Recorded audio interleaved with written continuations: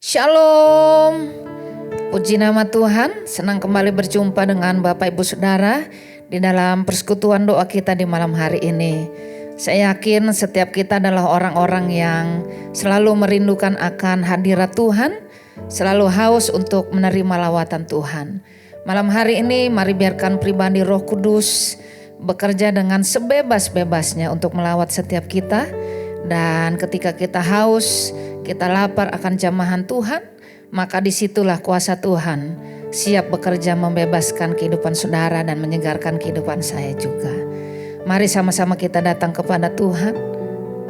Malam hari ini Tuhan, kami hampiri Engkau ya Bapa.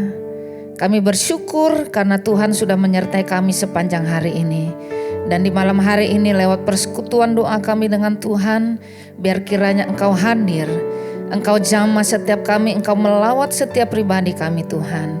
Jangan ada seorang pun yang dilalui, tetapi biar kiranya kami semua merasakan ada Allah bekerja dan membebaskan setiap kehidupan kami. Engkau Tuhan yang baik, Engkau Bapa kami yang baik, dan inilah ibadah kami yang kami peruntukkan hanya untuk kesukaan hati Tuhan. Dalam nama Yesus Kristus kami sambut Engkau Tuhan. Amin. Yesus, Kau sungguh baik. Yesus, namamu indah. Ku mau memujimu, ku mau selalu datang sembah Kau.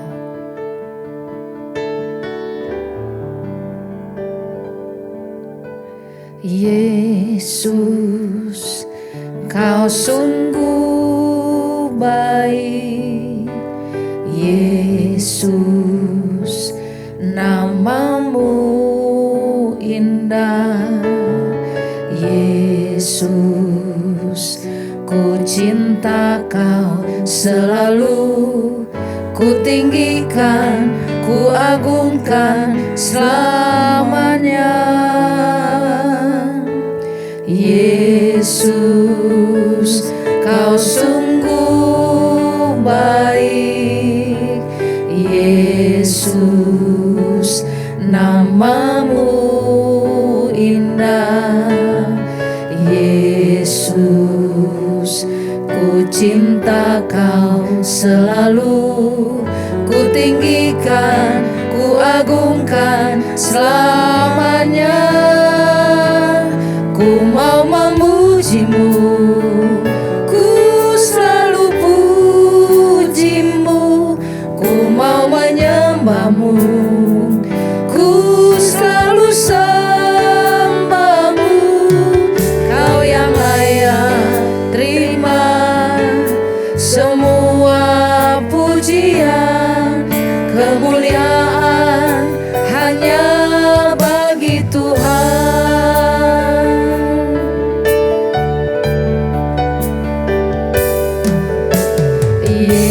Yesus, Kau sungguh baik.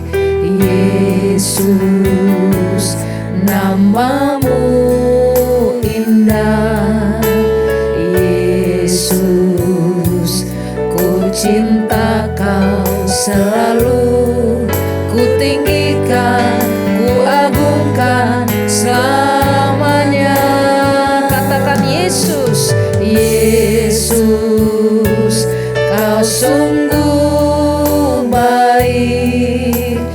Yesus, namamu indah.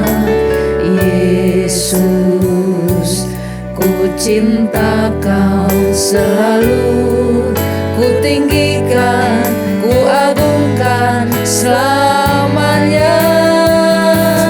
Ku mau memujimu, ku selalu pujimu.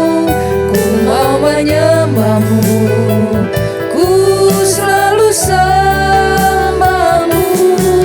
Kau yang layak terima semua pujian, kemuliaan hanya bagi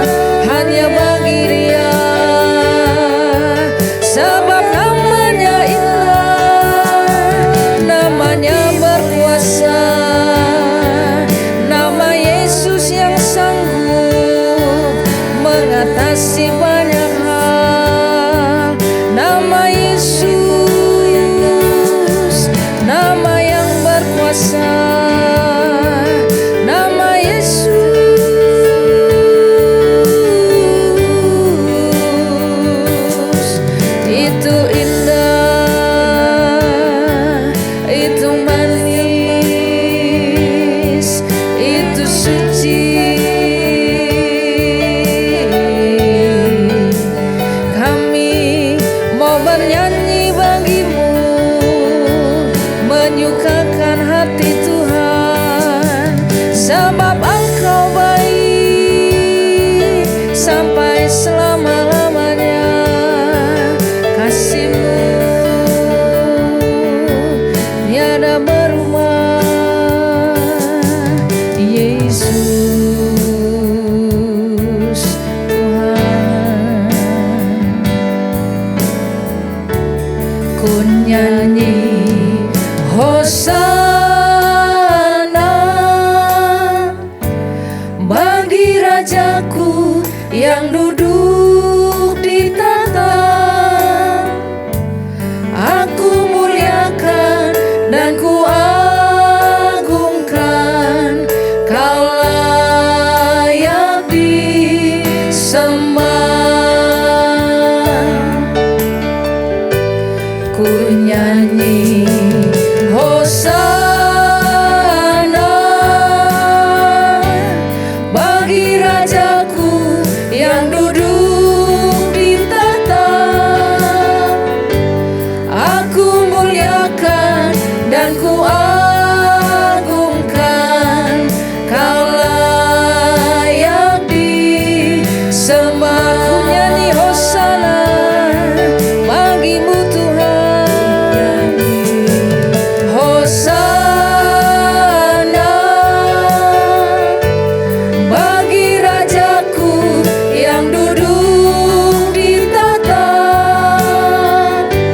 Aku muliakan dan ku agungkan, Kau layak disembah. Kau layak disembah. Engkau yang layak Tuhan, Kau layak disembah.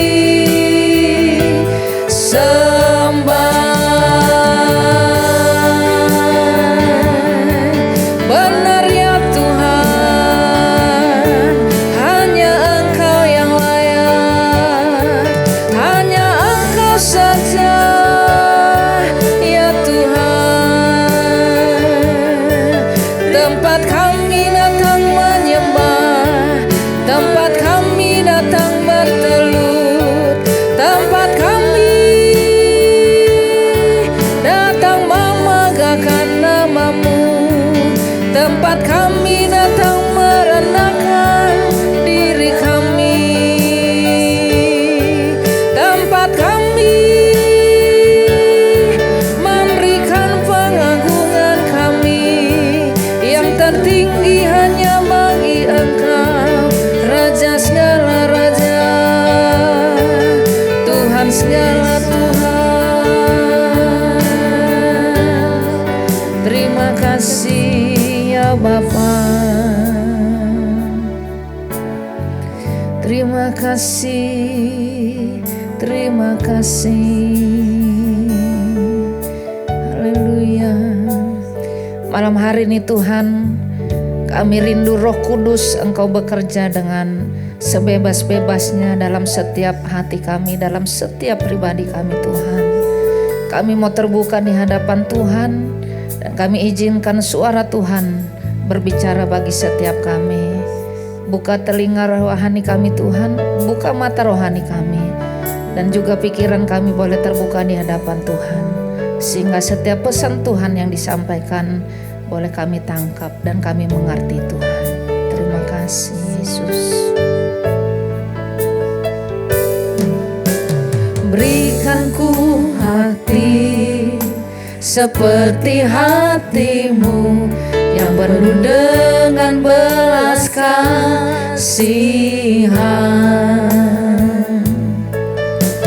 Berikan ku mata seperti mata-Mu, memandang tuaian di sekelilingku. Berikan ku tangan-Mu untuk melakukan tugasmu, berikan ku kakimu melangkah dalam rencanamu. Berikan ku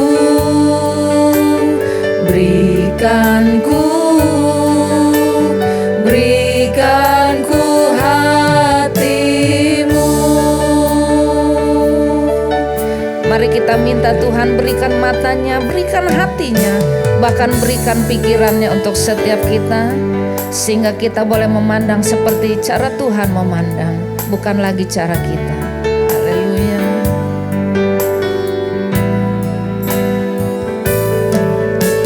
Berikan ku hati seperti hatimu, yang penuh dengan belas kasihan.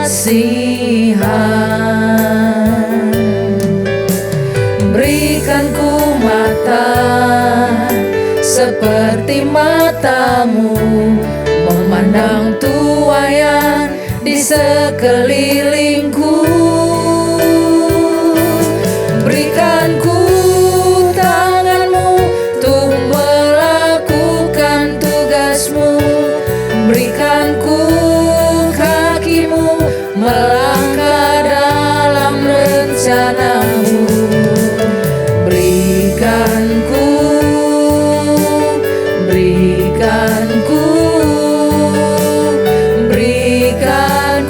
hatimu. Berikan ku tanganmu, saya serahkan kepada hamba-Nya. Lakukan tugasmu, berikan ku kakimu melangkah dalam rencanamu. Berikan ku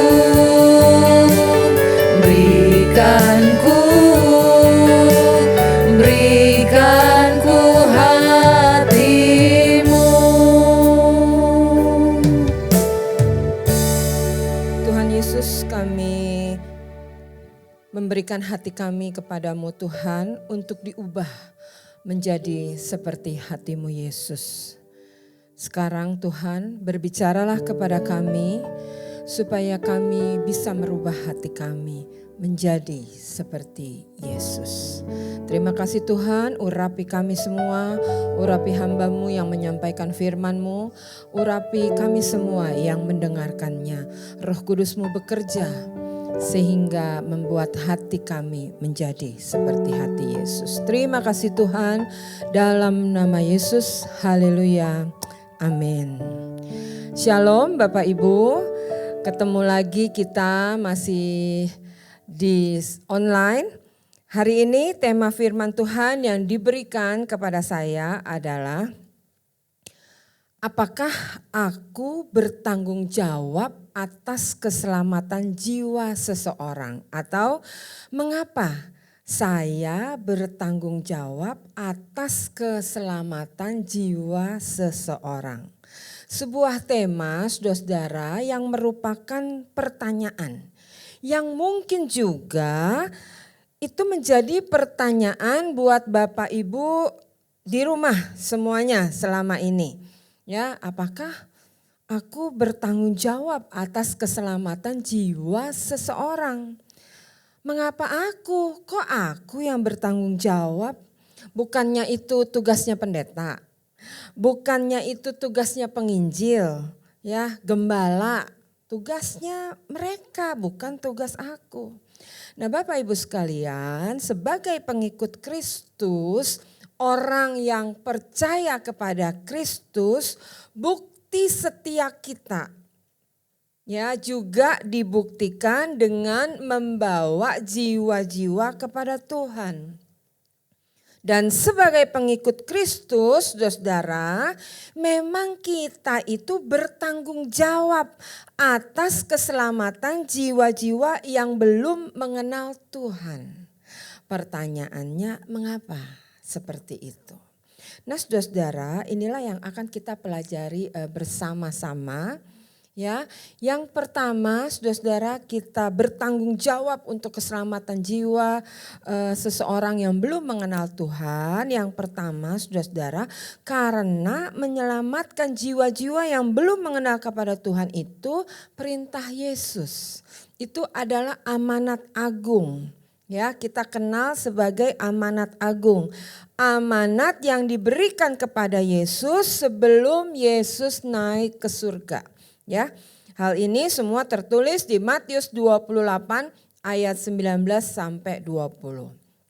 Karena itu, pergilah, jadikanlah semua bangsa muridku dan baptislah mereka dalam nama Bapa, Anak dan Roh Kudus, dan ajarlah mereka melakukan segala sesuatu yang telah kuperintahkan kepadamu. Jadi amanat ini, saudara-saudara, berupa perintah yang diberikan kepada kita sebagai orang-orang yang sudah diselamatkan sebagai pengikut Kristus. Kalau kita perhatikan di ayat ini, saudara-saudara, maka akhiranlah semua pada kata pergilah, pada kata jadikanlah, baptiskanlah, ajarlah. Itu semua jelas-jelas, saudara-saudara, perintah dari Yesus untuk kita. Ya. Dan hebatnya Tuhan kita, saudara-saudara, dia enggak hanya kasih perintah ya kepada kita, tetapi kasih juga kemampuannya, kasih juga kuasanya, saudara-saudara. Dan ini kita ingat tercatat di Kisah Para Rasul 1 ayat 8 ya. Kalau kita ingat di situ ayatnya berbunyi, tetapi kamu akan menerima kuasa kalau Roh Kudus turun ke atas kamu, dan kamu akan menjadi saksiku di Yerusalem dan di seluruh Yudea dan Samaria dan sampai ke ujung bumi. Jadi saudara-saudara, kita dimampukan untuk melaksanakan amanat agung oleh kuasa Roh Kudus. Karena itu setiap kita orang-orang yang percaya kepada Kristus harus jadi saksi Kristus. Harus menjalankan amanat agung di kota di mana kita tinggal, itu di Yerusalem. Kalau di ayat itu dikatakan di kota-kota lain di negara kita, di ayat itu dikatakan ke Yudea dan Samaria. Atau di mana saja Allah mengutus kita, artinya sampai ke ujung bumi. Ya saudara-saudara, jadi gak ada alasan buat kita sebagai pengikut Kristus kalau kita tidak mampu, kalau kita tidak bisa, ya karena kemampuannya, kuasanya diberikan oleh Tuhan, yaitu Roh Kudus turun ke atas kita dan memampukan kita. Nah, bagian kita, saudara-saudara, Bapak Ibu sekalian, mengerjakan perintahnya. Mengingatkan jiwa-jiwa yang belum mengenal kepada Tuhan, bersaksi tentang Kristus yang adalah juru selamat, menceritakan pengalaman kita, saudara-saudara, bagaimana waktu mengenal Kristus begitu, saudara-saudara. Dan bagian Roh Kudus itu menjamah hati setiap orang yang mendengarkan kesaksian kita, jadi bertobat, jadi mau terima Tuhan, jadi lembut mau menerima Tuhan. Ya, mau diselamatkan. Nah saudara-saudara, menyelamatkan jiwa-jiwa itu sekali lagi merupakan tanggung jawab kita sebagai pengikut Kristus. Karena menyelamatkan jiwa-jiwa adalah amanat Allah, perintah Allah. Dan ingat saudara-saudara, di 1 Yohanes 2 ayat 3, ayat ini berkata, dan inilah tandanya bahwa kita mengenal Allah, yaitu jikalau kita menuruti perintahnya. Dan ayat 4 berkata, barang siapa berkata aku mengenal dia tetapi tidak menuruti perintahnya, ia adalah seorang pendusta.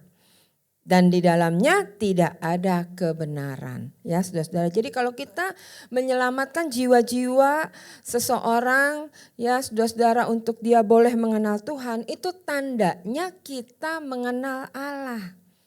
Ya, yang artinya menuruti perintah-perintah Allah. Kalau kita menuruti perintah Allah, firman Tuhan bilang itu tandanya kita mengenal Allah. Ya saudara-saudara.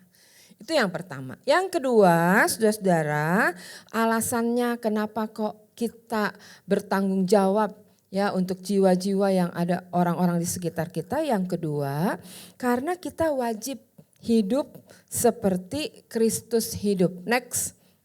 1 Yohanes 2 ayat 6 berkata, barang siapa mengatakan bahwa ia ada di dalam Dia, ia wajib hidup sama seperti Kristus telah hidup. Jadi saudara-saudara, menyelamatkan jiwa-jiwa itu kan gaya hidupnya Kristus. Ya, goalnya Yesus. Sehari-hari Yesus itu hidupnya menyelamatkan jiwa-jiwa. Saudara-saudara, kerinduannya, keinginannya saudara-saudara itu adalah membawa orang supaya mengenal kepada Tuhan. Makanya kita pun sebagai pengikut Kristus yang berkata bahwa kita ada di dalam Yesus, kita itu wajib, sekali lagi firman ini katakan, wajib hidup sama seperti Kristus telah hidup. Namanya aja wajib, saudara, itu berarti harus kita kerjakan, harus dilaksanakan. Kalau tidak dikerjakan, kalau tidak dilaksanakan, saudara-saudara, maka pasti ada sanksinya. Kan wajib ya saudara-saudara. Ya, itu yang kedua. Yang ketiga, saudara-saudara, mengapa kita bertanggung jawab untuk jiwa-jiwa orang lain supaya mengenal kepada Tuhan? Karena saudara-saudara, kita diminta, kita dituntut pertanggungjawaban oleh Tuhan. Ya, Yehezkiel 3 ayat 18. Kalau aku berfirman kepada orang jahat, engkau pasti dihukum mati, dan engkau tidak memperingatkan dia atau tidak berkata apa-apa untuk memperingatkan dia, atau tidak berkata apa-apa untuk memperingatkan orang jahat itu dari hidupnya yang jahat supaya ia tetap hidup, orang jahat itu akan mati dalam kesalahannya. Tetapi aku akan menuntut pertanggungjawab atas nyawanya daripadamu. Jelas sekali saudara-saudara, ayat ini mengatakan kepada kita bahwa Tuhan itu menuntut pertanggungjawaban atas nyawa orang lain ya yang ada di dekat kita. Ya, kalau saudara-saudara kita punya kesempatan untuk bersaksi, untuk memperingatkan atau untuk menceritakan keselamatan di dalam Yesus kepada orang itu, dan kita tahu bahwa orang itu akan masuk di dalam kematian kekal, saudara-saudara, dan kita juga tahu padahal ada jalan, ada cara untuk mendapatkan keselamatan dan hidup kekal, dan kita tidak memperingatkannya, maka ayat ini berkata Tuhan akan menuntut pertanggungjawab atas nyawa orang itu kepadamu. Karena kita itu dianggap jahat, saudara-saudara. Tahu ada jalannya tapi tidak menginformasikannya, tidak memperingatkannya, begitu saudara-saudara. Kita tahu bahwa orang-orang yang tidak terima Yesus atau orang-orang yang tidak percaya kepada Yesus itu adalah orang-orang yang paling menderita, saudara-saudara. Ya, baik selama mereka ada di dalam dunia ini ataupun nanti di dalam kekekalan yang akan datang. Ya, di dunia ini mereka hidup tanpa pengharapan, orang-orang yang tidak mengenal Yesus hidup tanpa pengharapan, tidak punya tujuan yang pasti dan hidup dalam kesia-siaan. Dan nanti kalau mereka dalam kekekalan pun mereka akan menerima hukuman di alam maut. Yang adalah hukuman yang diterima orang-orang yang menolak Kristus atau orang-orang yang tidak percaya kepada Kristus. Ya saudara-saudara, perumpamaannya kita bisa baca di Lukas 16 ayat 19 sampai 31. Ini kisah tentang orang kaya dan Lazarus yang miskin. Ya, saya akan membacakannya buat Bapak Ibu supaya kita lebih jelas lagi. Ada seorang kaya yang selalu berpakaian jubah ungu dan kain halus. Dan setiap hari ia bersukaria dalam kemewahan. Dan ada seorang pengemis bernama Lazarus, badannya penuh dengan borok, berbaring dekat pintu rumah orang kaya itu. Dan dia ingin menghilangkan laparnya dengan apa yang jatuh dari meja orang kaya itu. Malahan anjing-anjing datang dan menjilat boroknya. Kemudian matilah orang miskin itu, lalu dibawa oleh malaikat-malaikat ke pangkuan Abraham. Orang kaya itu juga mati, lalu dikubur. Lalu dikubur dan sementara itu ia menderita sengsara di alam maut. Ia memandang ke atas dan dari jauh dilihatnya Abraham dan Lazarus duduk di pangkuannya. Lalu ia berseru katanya, "Bapak Abraham, kasihanilah aku, suruhlah Lazarus supaya ia mencelupkan ujung jarinya ke dalam air dan menyejukkan lidahku, sebab aku sangat kesakitan dalam nyala api ini." Tetapi Abraham berkata, "Anak, ingatlah bahwa engkau telah menerima segala yang baik sewaktu hidupmu, sedangkan Lazarus segala yang buruk. Sekarang ia mendapat hiburan dan engkau sangat menderita. Selain daripada itu, di antara kami dan engkau itu terbentang jurang yang tak terseberangi, supaya mereka yang mau pergi dari sini kepadamu ataupun mereka yang mau datang dari situ kepada kami tidak dapat menyeberang."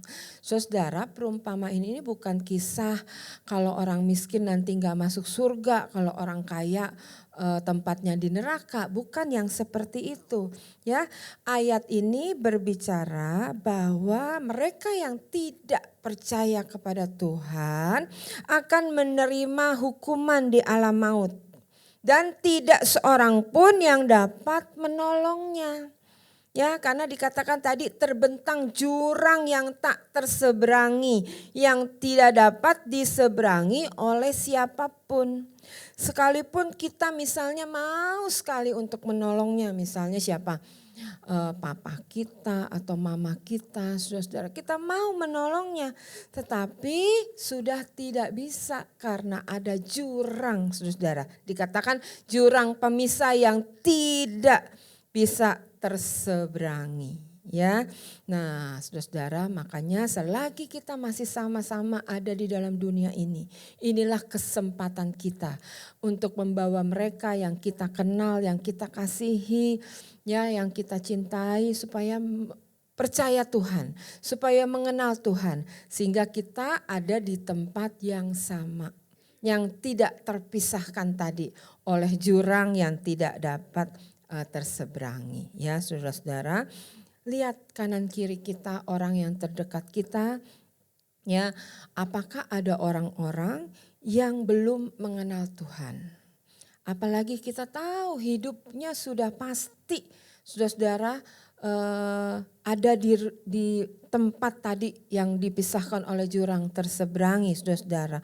Mari kalau kita punya kesempatan, kita harus bawa mereka supaya mereka mengenal kepada Tuhan. Bersaksi kepada mereka, menceritakan betapa Tuhan itu yang menjadi juru selamat kita. Ya, saudara-saudara, jadi hari ini sebagai kesimpulan kita sudah belajar 3 alasan mengapa kita orang percaya itu harus menjangkau jiwa, saudara-saudara. Mengapa ya saya itu bertanggung jawab atas keselamatan jiwa seseorang. Yang pertama, karena menyelamatkan jiwa adalah perintah Allah. Ya, itu tandanya kalau kita mengenal Allah pasti melakukan perintah Allah. Yang kedua, karena kewajiban, saudara-saudara, ya, dikatakan sebagai pengikut Kristus kita wajib hidup seperti Kristus hidup. Ya, dan satu hal yang harus kita ingat bahwa kita akan dimintai pertanggungjawaban atas jiwa-jiwa yang ada di sekitar kita. Ya, makanya saudara-saudara, di mana kita punya kesempatan untuk membawa jiwa kepada Tuhan, mari kita lakukan. Apapun profesi kita. saudara karyawan, atau saudara bos di kantor, atau saudara pekerja pemerintah, ataupun pekerja lepasan, ya, pelajar, mahasiswa, ibu rumah tangga, apapun itu saudara-saudara, siapapun kita punya tanggung jawab untuk menjangkau jiwa, untuk memenangkan jiwa bagi Tuhan. Bapak Ibu, itu tidak berarti kita harus berhenti dari kerja kita, dari aktivitas kita. Lalu semuanya menjadi penginjil full timer, ya, menjadi penginjil full time, menjadi penginjil purna waktu. Ya, enggak seperti itu juga sih Bapak Ibu, ya. Tetapi Tuhan hanya ingin kita dimanapun kita, berprofesi apapun kita berbagi kabar baik kepada semua orang yang ada di sekitar kita yang belum mengenal kepada Tuhan. Ya, itu sekali lagi bisa kita lakukan dengan cara membagi kesaksian hidup kita kepada orang-orang yang belum percaya. Bersaksi bagaimana Tuhan Yesus itu menjadi juru selamat kita. Bagaimana Tuhan merubah hidup kita. Bagaimana Tuhan menyembuhkan kita. Bagaimana Tuhan Yesus itu peduli kepada hidup kita. Dan mengajak mereka semua menjadi murid-murid Yesus. Dan saudara-saudara, ini satu hal. Kesaksian pribadi itu lebih efektif daripada khotbah. Ya, kalau pengkhotbah itu saudara-saudara seperti penjual profesional. Tapi kalau orang yang bersaksi itu seperti konsumen yang puas gitu loh saudara-saudara. Ya, sama nih seperti misalnya kita di Tanah Abang saudara-saudara dengar orang jual obat. Nah, kadangkala saudara-saudara kita malas tuh dengerin penjual obat ngomong saudara-saudara, apalagi percaya gitu. Pasti kita nggak mau denger begitu.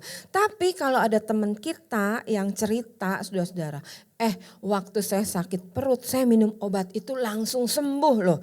Maka saudara-saudara kita juga nggak segen-segen ikut minum obat yang dibilangin oleh teman kita itu saudara-saudara ya. Jadi seperti itulah ya, kalau kita bersaksi itu lebih efektif daripada berkhotbah, daripada pengkhotbah ya. Menjadi saksi itu lebih efektif daripada pengkhotbah. Oleh sebab itu saudara, kita tahu banyak orang-orang hebat ya saudara-saudara, itu mereka bertobat karena ada teman, karena ada orang yang mau bersaksi kepada dia. Ya, George Muller misalnya seorang panti asuhan yang punya pemilik panti asuhan, saudara-saudara kita tahu ada 10.000 lebih anak-anak yang ada di panti asuhan itu, saudara-saudara. Waktu dulu dia bertumbuh menjadi anak yang sukanya foya-foya, mabok-babokan, tetapi saudara-saudara ada teman kuliahnya yang selalu membagikan kesaksian hidupnya kepada George Muller, dan kita tahu akhirnya membawa pertobatan yang luar biasa kepada George Muller, dan itu mengubah hidupnya sehingga dia menjadi orang yang percaya kepada Tuhan, mengasihi sesama dengan membuka panti asuhan dan menerima anak-anak yatim 10.000 lebih. Ada banyak lagi saudara kesaksian-kesaksian yang lain. Jadi saudara tidak perlu takut, tidak perlu khawatir, minta hikmat dari Tuhan, minta kemampuan dari Tuhan, minta Roh Kudus mendampingi kita saudara-saudara untuk memulainya, untuk bersaksi kepada orang lain ya saudara-saudara, dan saudara pasti bisa membawa jiwa kepada Tuhan ya. Bapak Ibu saudara sekalian, selamat menjangkau jiwa bagi Tuhan, selamat memenangkan jiwa untuk Kristus, karena kita bertanggung jawab atas jiwa yang ada di sekitar kita. Tuhan Yesus memberkati. Kita akan berdoa saudara-saudara kepada Tuhan, kita tundukkan kepala. Tuhan Yesus, terima kasih karena Tuhan sudah mengingatkan kepada kami bahwa ada tanggung jawab kami sebagai orang percaya untuk membawa jiwa-jiwa yang belum mengenal Tuhan yang ada di sekitar kami. Kami percaya Tuhan, Engkau sudah memampukan kami. Engkau memakai setiap lidah bibir kami semua Tuhan, untuk bisa bersaksi kepada orang-orang yang ada di sekitar kami. Sehingga ketika kami menceritakan kasih Tuhan, Roh Kudus juga bekerja menjamah hati orang itu sehingga dia mau mengenal kepada Tuhan. Terima kasih Tuhan atas kemampuan, atas Roh Kudus yang ada di dalam kami. Mulai hari ini Tuhan, Kami mau melaksanakan perintah-Mu. Karena itulah tanda bahwa kami ada di dalam Engkau dan Engkau ada di dalam kami. Terima kasih Tuhan. Terima kasih hamba-Mu selesai berbicara. Tetapi kami percaya Roh Kudus selalu mengingatkan kepada kami semua. Dalam nama Yesus. Haleluya. Amin. Puji Tuhan, malam hari ini kita telah diberkati dengan firman Tuhan yang telah disampaikan oleh Ibu Gembala. Biar kiranya setiap kita boleh menjadi pemenang-pemenang jiwa bagi Tuhan. Amin. Dan saatnya kita untuk sama-sama datang bersyafaat kepada Tuhan. Mari kita topang setiap doa-doa yang hendak kita naikkan di hadapan Tuhan.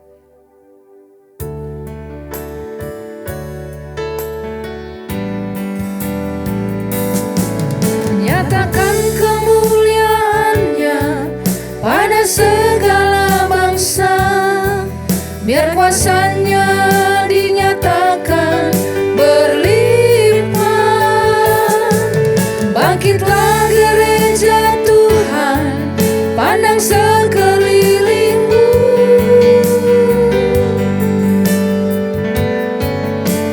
Generasi ini selamatkan ya Tuhan. Ini doaku. Nyatakan kemuliaan-Nya, nyatakan kemuliaan-Nya pada segala bangsa, biar kuasa-Nya dinyatakan berlimpah. Bangkitlah gereja Tuhan, pandang sekelilingmu.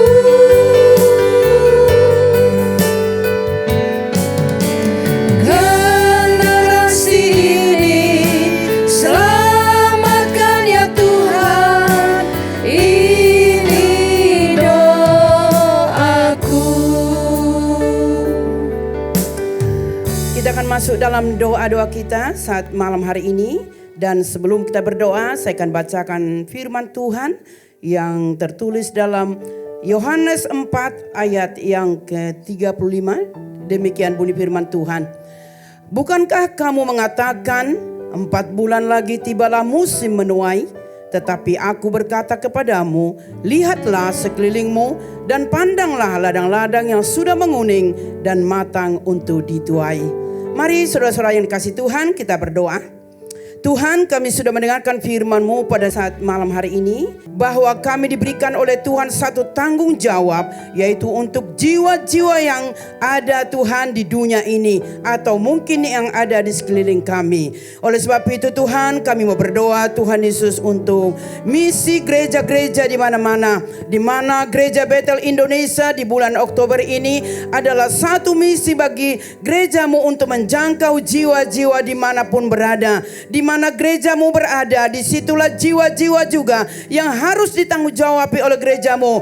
Baik gereja-gereja Tuhan dari Sabang sampai Merauke, di gunung-gunung, di lembah, di kota, di desa, dimanapun Tuhan gereja-gereja-Mu ada, biarlah semua boleh menjangkau jiwa-jiwa, dan jemaat-jemaat-Mu juga bisa menjangkau jiwa-jiwa untuk membawa kepada Tuhan. Karena kami tahu Tuhan, hari-hari ini sesuai dengan firman-Mu bahwa Tuhan ladang sudah menguning dan siap untuk dituai. Jiwa-jiwa begitu banyak Tuhan saat ini menantikan kabar keselamatan itu. Walaupun Tuhan kami mungkin ada ketakutan, ada Tuhan kejanggalan, tetapi saat ini tanggung jawab kami yang diberikan oleh Tuhan adalah untuk menjangkau jiwa-jiwa yang ada di sekeliling kami, dan khususnya keluarga-keluarga kami. Dan banyak Tuhan orang saat ini yang menantikan kabar baik, kabar keselamatan, kabar di mana mereka supaya tahu apa akhir daripada hidup ini,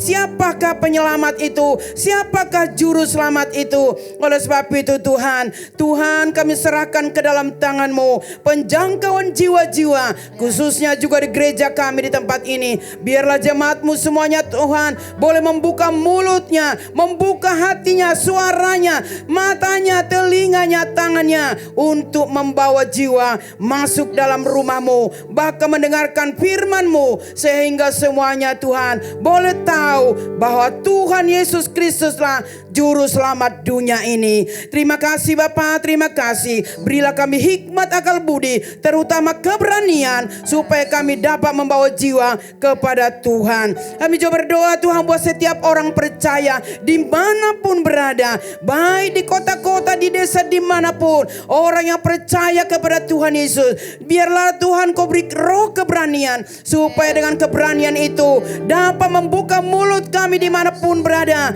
untuk menyaksikan, menceritakan bahwa Yesuslah Juru Selamat. Dan dengan kesaksian kami yang kami alami, bahwa mereka Tuhan boleh mengenal Tuhan Yesus menjadi Juru Selamat mereka.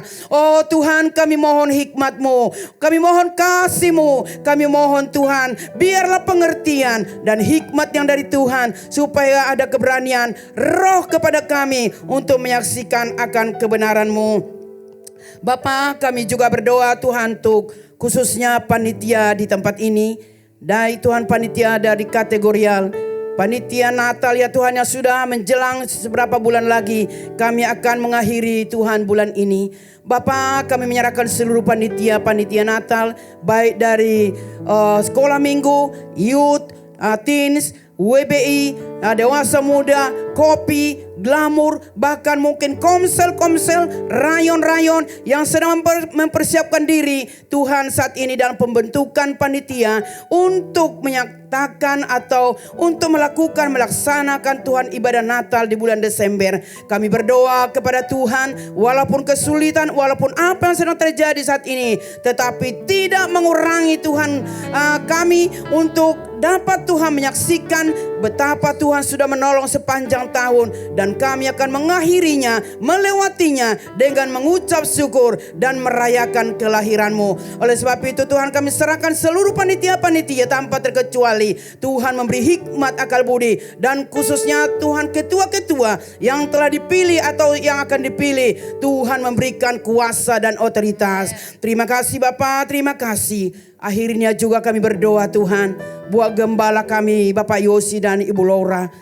Tuhan selalu berikan kekuatan kepadanya, kesehatan, kekuatan, sehingga dapat mengembalakan kami di jemaat ini, dan kami semakin bertumbuh. Dan khususnya juga tim Tuhan, berkati seluruh keluarga mereka, dan berdoa juga buat aktivis Tuhan, berkati keluarga, pengerja juga Tuhan, berkati seluruh keluarga, dan seluruh jemaat-Mu yang ada di sini Tuhan, baik ibadah pagi, siang, dan sore, bahkan cabang-cabang pun, tanpa terkecuali kami mohon Tuhan, berikanlah kesehatan, kekuatan, perlindungan, sukacita, damai sejahtera, sehingga kami dapat semakin hari semakin berapi-api Tuhan untuk memuji Tuhan, memuliakan Tuhan, bahkan kami dapat menjadi saksi dimanapun berada. Terpujilah Engkau ya Bapa, Allah kami, Tuhan kami. Malam ini sudah kami bawa semua doa-doa kami, biarlah Tuhan menjawab dan menolong kami, sehingga kami dapat melakukannya, menjadi orang-orang yang bertanggung jawab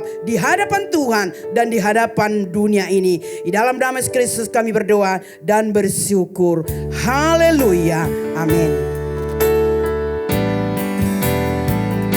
Yesus, padamu ku berseru, Kaulah penyelamatku, terpujilah Kau Tuhanku. Mulutku memuji nama-Mu sepanjang umur hidupku, terpujilah Kau Tuhanku di atas segalanya.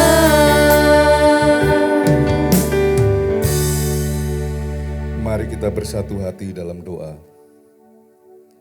Bapa Surgawi, Bapa yang baik, Allah yang kami kenal dalam nama Tuhan Yesus Kristus. Bapa,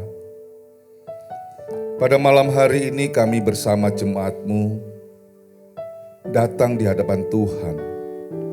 Kami mau berdoa kepada Tuhan, memohon belas kasihan Tuhan atas bangsa kami Indonesia ini Tuhan. Bapa, jadikan bangsa kami ini, bangsa Indonesia, bangsa yang maju, bangsa yang kuat dalam menghadapi berbagai tantangan yang ada. Bapa Surgawi, Engkau yang telah menganugerahkan negara kepada kami. Biarlah Tuhan sendiri yang menjaga, menolong kehidupan berbangsa kami ya Tuhan. Mari jadikan kami ya Tuhan sebagai bangsa yang mengenal akan Tuhan. Itu sebabnya Tuhan, biarlah kami semua boleh senantiasa bersujud di hadapan Tuhan, memohon belas kasihan Tuhan atas kehidupan bangsa kami, bangsa yang besar ini ya Tuhan, yang ada banyak berbagai suku ada di dalamnya. Tuhan, berkati bangsa kami, jadikan bangsa kami maju, jadikan bangsa kami kuat. Itu sebabnya pula ya Tuhan, berkatilah pemimpin kami, dari presiden, wakil presiden, dan seluruh jajarannya ya Tuhan. Aparat pemerintah yang ada Tuhan berkati.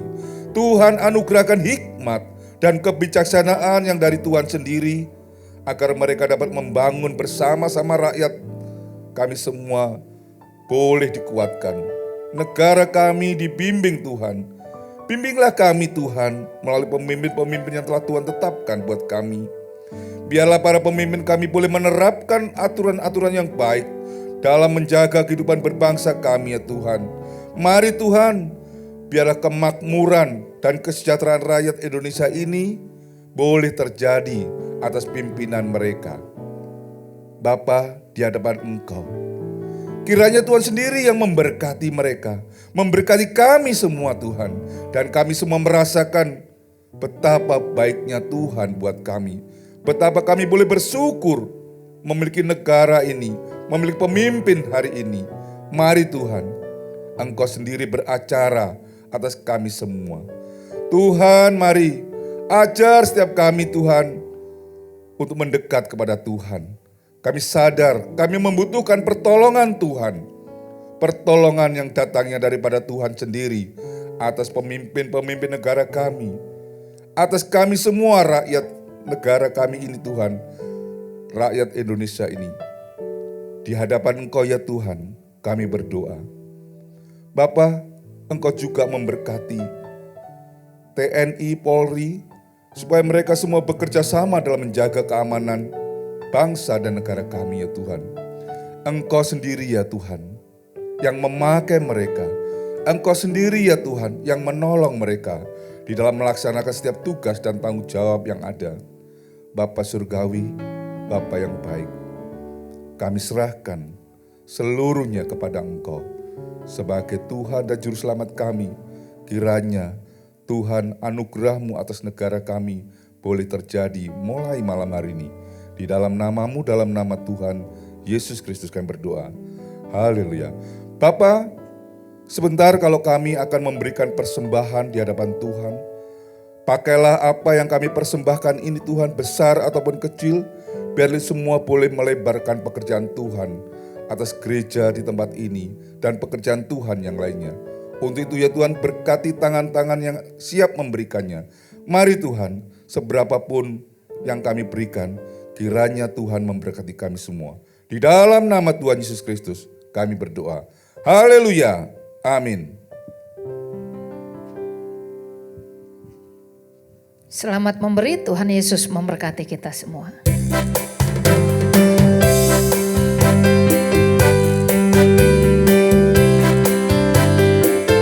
Dialah segalanya, Dia bagiku. Dialah segalanya, besar kecil. Korbankan dirinya dan selamatkanku.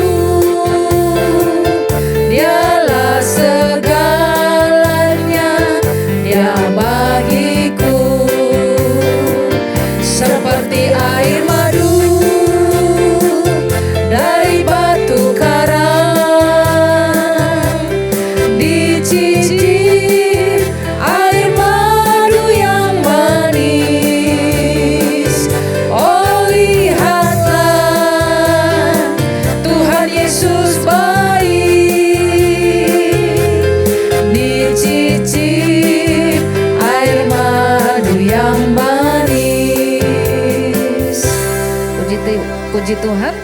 Terima kasih untuk setiap taburan Bapak Ibu Saudara dan pengumuman bagi kita semua. Minggu depan kita akan dilayani oleh PDP Boski Simatupang.